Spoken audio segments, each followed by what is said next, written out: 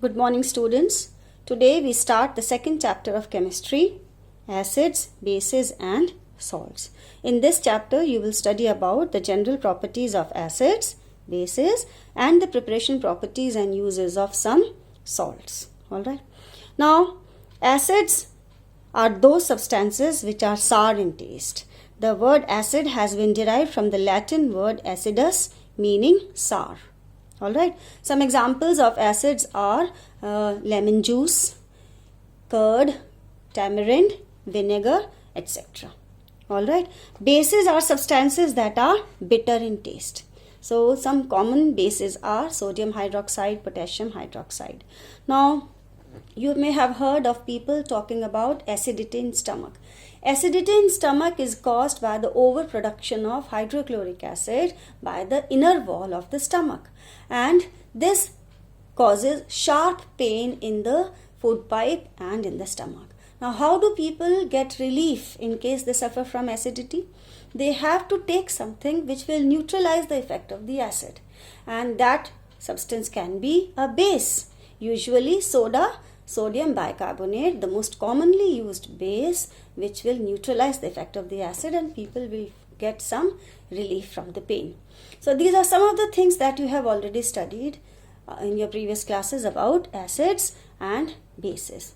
Now the question arises, if we are to find out the nature of an unknown substance, should we taste it?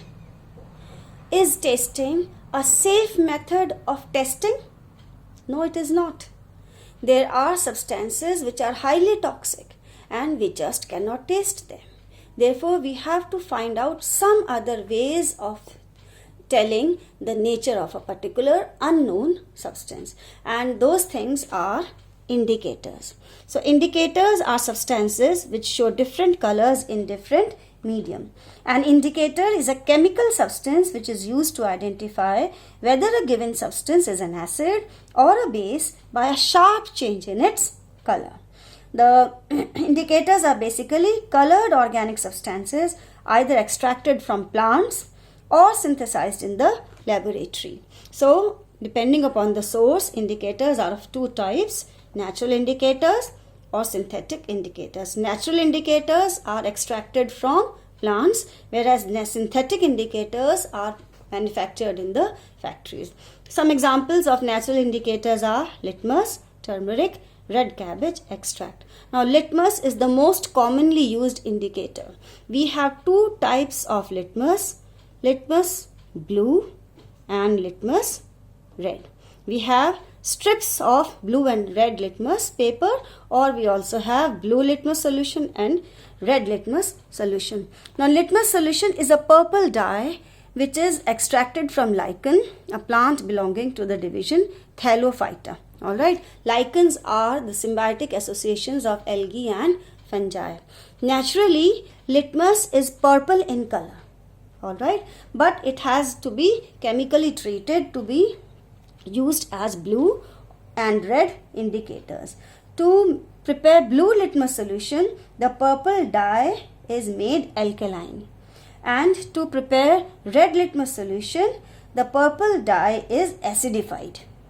Alright, now have you ever had a stain of curry on your clothes, a stain of turmeric, a yellow stain? Now what will happen if you rub a soap on it? It immediately turns red. That means turmeric is an indicator and soaps are basic in nature. So turmeric will have a red color in basic medium. And what will happen if you rub a lemon on that yellow stain of turmeric? Nothing, it still remains yellow.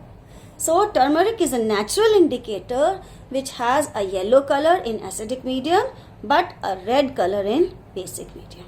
Alright, in the same way, red cabbage extract is also used as an indicator. Now there are a different set of indicators which are called olfactory indicators. Olfactory nerve is the nerve which takes messages from the nose to the brain and it helps us to smell things. Alright, so these indicators are based on the sensation of smell. Some examples are vanilla, onion and cloves. In the book, in the NCERT book on page number 18, there is given an activity 2.2 where you have been asked to prepare olfactory indicator using onion. So what we will do, we will take some onion and finely chop them. Put them in a bag. In this bag, we will also put some strips of clean, soft cotton cloth.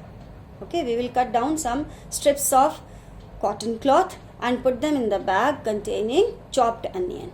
Alright, tie the bag nicely and tightly and keep it in the refrigerator for a night.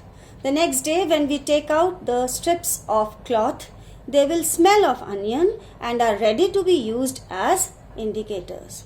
Alright, so these are two such strips which were kept with onion and now they smell of onion and will be used as indicators. Now if we put a few drops of solution A on one of the strips and if it still smells of onion, that means the smell is retained. The smell is there. That means we say that the substance A is an acidic substance. Alright. If we put a few drops of solution B on that strip of cloth and if its smell is lost, that means it no longer smells of onion, then we say that the substance B is basic. Alright. So in this way we find out the nature of a substance using olfactory indicator. Now in this table I have written some indicators and their color in neutral medium. Methyl orange, phenolphthalein, blue litmus and red litmus. Now methyl orange is naturally orange in color. Alright. In the acidic medium it becomes red in color and in the basic medium it becomes yellow in color. Phenolphthalein is a colorless indicator. In an acidic medium it will remain colorless. Alright. But in the basic medium it changes to pink color. Blue litmus, as you can see, is blue in color. In acidic medium, the blue color of the litmus paper or solution changes to red. And in the basic medium, there is no change in the blue color. It still remains blue. Alright. The red litmus solution is red in color. In acidic medium, this red litmus will remain red. That means there is no change. But in basic solution, the red litmus will change to blue. So if these changes take place, we will be able to tell the nature of any given substance. Alright. I request all of you to draw this table in your notebooks. The exercises based on the concept will be posted tomorrow. Okay, thank you.